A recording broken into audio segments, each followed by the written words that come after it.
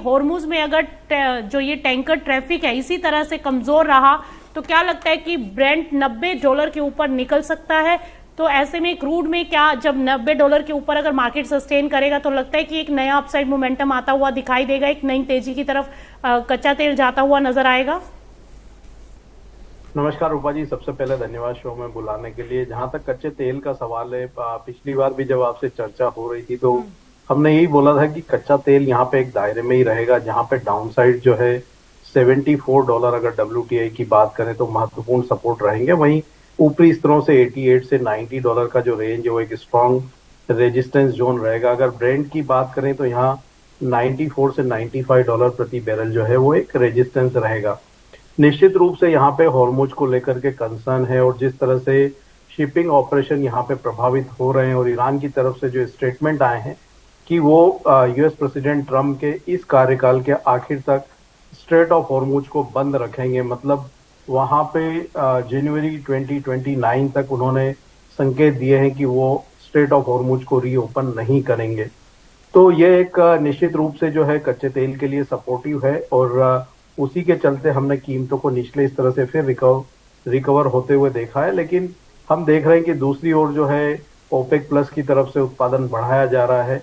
International energy agency ने वहां पे डिमांड को लेकर के कंसर्न्स जाहिर किए हैं, क्योंकि लंबे समय तक जियोपॉलिटिकल टेंशन का बने रहना कहीं न कहीं कच्चे तेल की डिमांड को आने वाले समय में प्रभावित कर सकता है।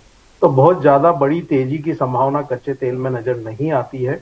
हमारा मानना है कि ब्रेंट के लिए 94, 95 एक स्ट्रॉन्ग रेजिस्टेंस रहेगा और WTI के लिए 88 से 90 का जो लेवल है वो स्ट्रॉन्ग रेजिस्टेंस जोन रहेगा। उस लिहाज से अगर भारतीय बाजारों में हम बात करें तो हमारा मानना है कि जो WTI क्रूड का जो अगस्त कॉन्ट्रैक्ट है वहां पे 8250 एक स्ट्रॉन्ग रेजिस्टेंस जोन जो है वो शॉर्ट टर्म में देखने को मिलेगा।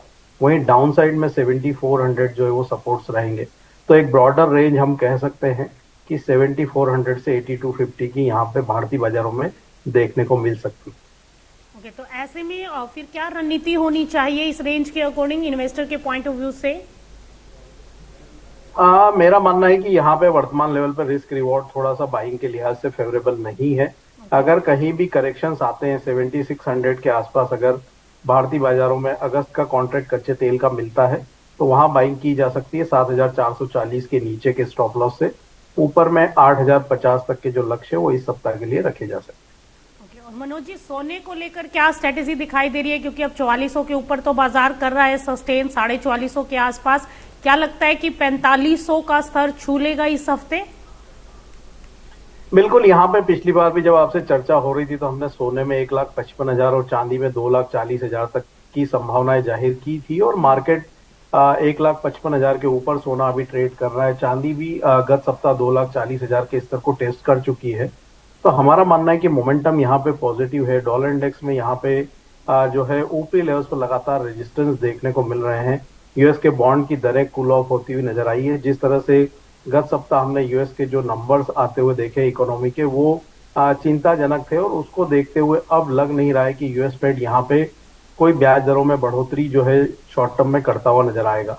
दूसरा, जापानीज येन को लेकर के भी यहाँ पे जो है यूएस फेडरल रिजर्व की चिंता आने वाले समय में बनी रहेगी, क्योंकि अगर यहाँ पे यूएस की तरफ से जापान की तरफ से अगर यूएस ट्रेजरी में बिकवाली होती है तो वो कहीं ना कहीं यूएस के जो बॉन्ड की दरें उनको बढ़ाएगी, लेकिन डॉलर में वहां पे गिरावट देखने को मिलेगी।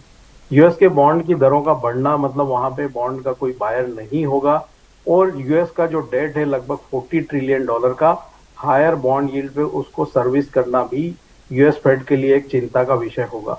तो इन सारी चीजों के मद्देनजर हमारा मानना है कि यूएस फेड अभी ब्याज दरों में बढ़ोतरी के कोई संकेत नहीं देगा और इस सप्ताह जो यूएस फेड की मॉनेटरी पॉलिसी मीटिंग के मिनट्स आना है वहां से मार्केट को और भी डायरेक्शंस मिलते हुए नजर आएंगे।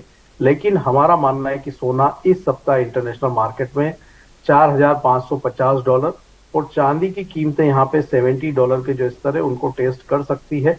उस लिहाज से भारतीय बाजारों में सोना लगभग 1,58,000 और चांदी की कीमतें 2,48,000 तक के जो स्तर है वो इस सप्ताह टेस्ट कर सकती है।